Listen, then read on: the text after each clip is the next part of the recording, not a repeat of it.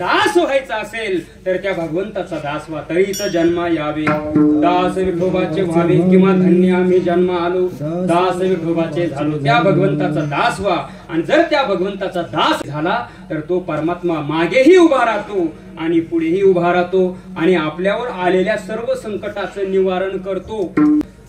कोणाच्या मागे उभा राहिला भगवान परमात्मा? द्रौपदीच्या मागे उभा राहिला. आणि द्रौपदीला काय पुरवलं हो? वस्त्र पुरवले नाही तर स्वतःच वस्त्र झाला. कारण ज्या वेळेला दुःशासनाने द्रौपदीच्या साडीला हात घातला त्यावेळेला महाराज गौरवी पांचाली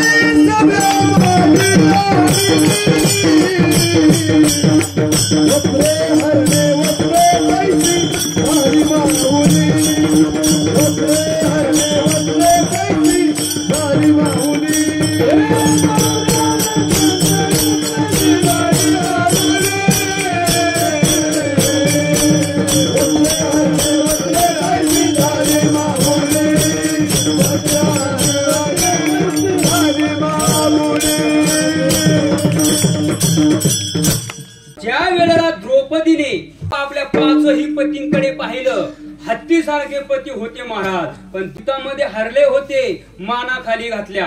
भीष्माचार्य होते, कृपाचार्य होते, द्रोणाचार्य होते, एवढे रथी महारथी बसलेले होते, पण सर्वांनी माना खाली घातल्या. आणि मग मात्र द्रौपदीने विचार केला की या सभेमध्ये माझी लज्जा रक्षण करण्याकरता या ठिकाणी कुणीही सक्षम नाहीये, मग कोण वाचविल मला या संकटातून? आणि मग आवाज दिला, कोठे गुंतलासी द्वारकेच्या राया,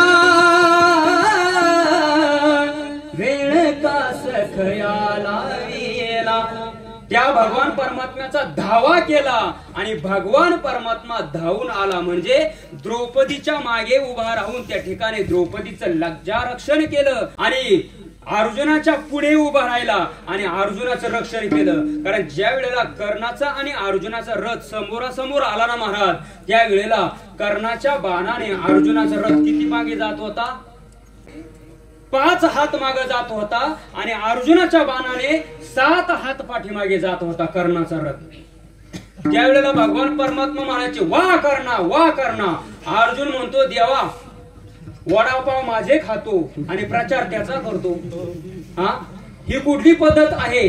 भगवंताने सांगितलं वेळ आल्यानंतर सांगेन, पण महाराज युद्ध संपल्यानंतर प्रत्येक वेळेला भगवान परमात्मा अर्जुनाला हाताला धरून खाली उतरवायचे.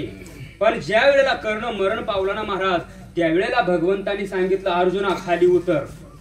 अर्जुन म्हणतो, देवा प्रत्येक वेळेला युद्ध संपल्यानंतर दिवस मावळल्यानंतर मला हाताला धरून खाली उतरवत होता आणि आज मात्र मला उतरायला सांगतोय, हा काय प्रकार आहे? त्यावेळेला भगवंताने सांगितलं, तू खाली उतर मग मी सांगतो. अर्जुन ज्या वेळेला खाली उतरला ना महाराज, त्यावेळेला मात्र भगवंताने उडी मारल्या बरोबर रथाचा काय झाला? स्फोट झाला, जळून गेला. आणि मग त्यावेळेला अर्जुनाने विचारलं, भगवंता हा काय प्रकार आहे? भगवंताने सांगितलं, अर्जुना तुझा प्रश्न होता ना की तुझ्या बाणाने कर्णाचा रथ 9 हात मागे जात होता आणि त्याच्या बाणाने तुझा रथ 7च हात मागे जात होता, तरी पण मी त्याची वाहा करत होतो. याचं कारण ऐक अर्जुना.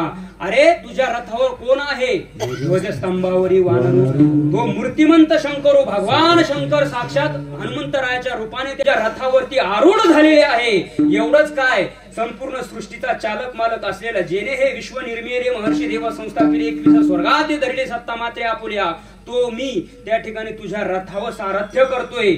एवढे आम्ही दोघं असताना एवढी पॉवरफुल शक्ती, संपूर्ण सृष्टी तुझ्या रथावर भार टाकलेला आहे, तरी पण कर्णाच्या बाणाने तुझा रथ पाठीमागे जावा. मग याच्यामध्ये ताकदवान कोण आहे? कर्ण आहे. पण महाराज त्या ठिकाणी कर्णाचा बाण ज्या वेळेला समोर येत होता ना, त्यावेळेला भगवंताने काय केलं, तर रथावर भार दिला आणि रथ जमिनीमध्ये दाबला, फक्त टोप उडाला. आता त्यावेळेला जर रथ दाबला नसता तर अर्जुन राहिला असता का? म्हणून भगवान परमात्मा वेळोवेळाला त्या ठिकाणी भक्ताचं रक्षण करत असतो. देव उभा मागे पुढे आणि उगवी कोडे